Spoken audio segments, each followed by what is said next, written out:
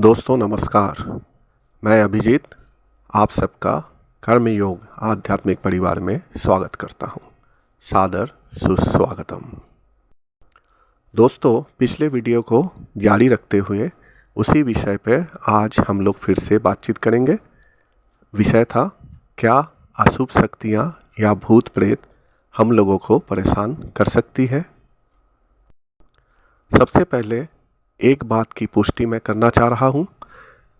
हम लोग इस वीडियो से या इस वीडियो के माध्यम से जो कुछ भी बातें आपसे शेयर करने जा रहे हैं, ये सभी बातें अपने बहुत बार सुन भी चुके होंगे, किताबों में पढ़ भी चुके होंगे। हमारा मकसद किसी भी तरह कोई अंधविश्वास या डर को फैलाना नहीं है। सिर्फ इस विषय के बारे में आप लोगों को बताना है ताकि आप लोग इस चीज़ के गहराइयों को समझ सके और कभी भी किसी गलत चक्कर में ना पड़े। देखिए, इसके लिए इस बात को समझना होगा कि जो लोग आस्तिक होते हैं यानी देवी देवताओं को मानते हैं, वो लोग इस बात को अच्छी तरह जानते हैं कि पृथ्वी पर दोनों शक्तियां ही विद्यमान हैं, अशुभ और शुभ दोनों शक्ति।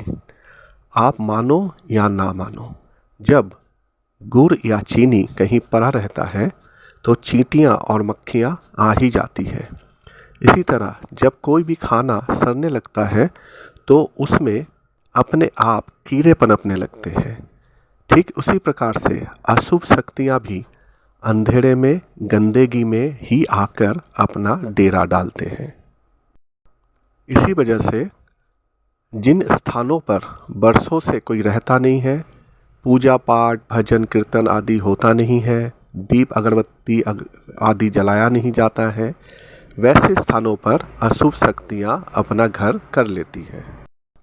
केवल भारत में ही नहीं, विदेशों में भी ऐसी बहुत सारी जगह आपको मिल जाएगी जहाँ पर अशुभ शक्तियों का प्रकोप इतना ज़्यादा रहता है कि रात को वहाँ जाना सरकार द्वारा और स्थानीय लोगों द्वारा मना किया जाता है।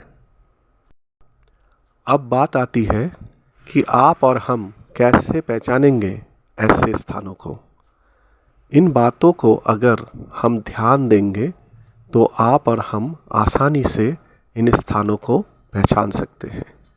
जैसे किसी स्थान का वातावरण में अगर परिवर्तन होता है, यानी वहाँ का तापमान अचानक बदलने लगता है, जैसे सर्दी में गर्मी लगना या गर्मी में सर्दी लगना, अजीब सी खराब बदबू या सुंदर तेज सुगंध का आना, बिना किसी वजह बिना हवा के सामानों का हिलना डुलना, कई बार बिजली के उपकरण जैसे बल्ब आदि का सही तरीके से काम ना करना, ये सभी संकेत ये बताती है कि यहाँ पे अशुभ शक्ति का वास है।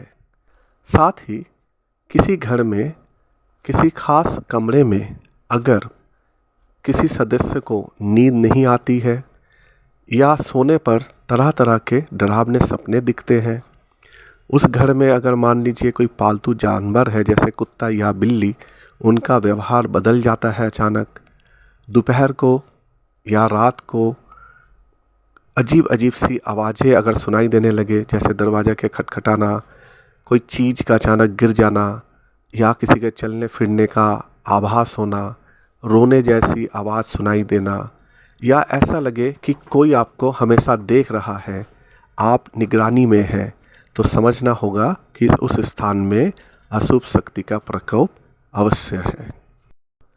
इसीलिए कहा जाता है अपने घर को हमेशा साफ सुथरा रखना चाहिए।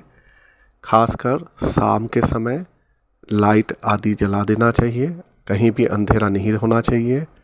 घर में भजन कीर्तन पूजा पाठ आदि कम ज़्यादा करते रहना चाहिए। खासकर सुबह शाम दीपक जलाना, अगरबत्ती जलाना अति शुभ माना जाता है और इनसे हर तरह की अशुभ शक्तियाँ दूर चली जाती है। आइए अब इस बात को थोड़ा जान लेते हैं कि किन किन लोगों को इन अशुभ शक्तियों का आभास आसानी से होता है या कुछ छाया मूर्ति दिखाई देती है। इसका सबसे मुख्य कारण ये माना जाता है कि कमज़ोर दिल के लोग, यानी जिनका विल पावर कम होता है, साथ ही जो मानसिक तौर पर आवेगपूर्ण होते हैं और डरपोक होते हैं, उन्हीं लोगों को ये सब चीज़ें आसानी से दिखती है।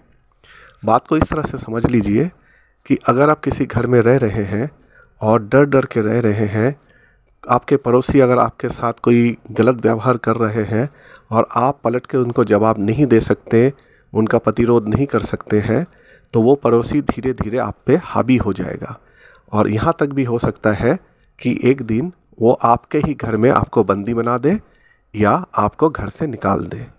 ठीक उसी तरह से कमज़ोर दिल वाले लोगों के ऊपर ही ये अशुभ शक्तियाँ धीरे धीरे दबाव पैदा करती हैं, उसकी आत्मविश्वास को, उसके अंतर्मन में आत्मा को दबा के एकदम एक जगह में स्थिर कर देता है और खुद उस शरीर को इस्तेमाल करने लग जाता है, यानी पूरी तरह से वो दिलो दिमाग में छा जाता है। इस विषय पर एक बात का खास ध्यान रखना ज़रूरी है कि कई बार ये सब केवल हम और आपकी मन की कल्पना ही होती है। हमारा अवचेतन मन हमको डरा के ये सब दिखाता रहता है, जबकि वास्तव में वहाँ पर कुछ भी नहीं होता है।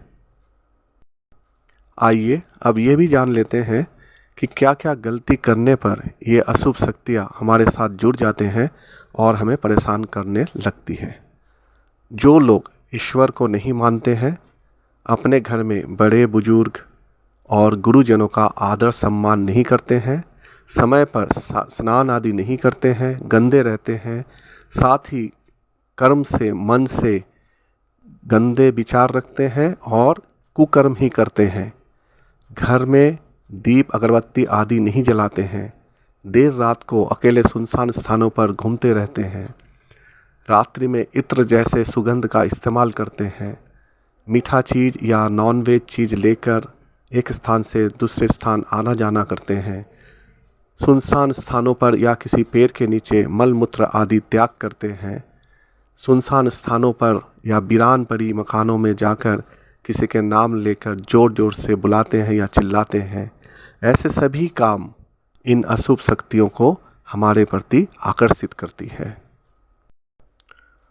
वीडियो ज़्यादा लंबा हो जाएगा, इसके वजह से इसकी बाकी जो बातचीत है या आलोचना है ये हम अगले वीडियो में यानी इसके तीसरे भाग में करेंगे। आशा करता हूँ आपको ये सब जानकारियाँ अच्छी लगी होगी। बार बार आप लोगों से एक ही अनुरोध करता हूँ, अगर वीडियो अच्छी लगी है तो लाइक, शेयर और सब्सक्राइब अवश्य करें। माँ काली की कृपा से सब खुश रहें, आनंदित रहें, स्वस्थ रहें। नमस्कार, धन्यवाद।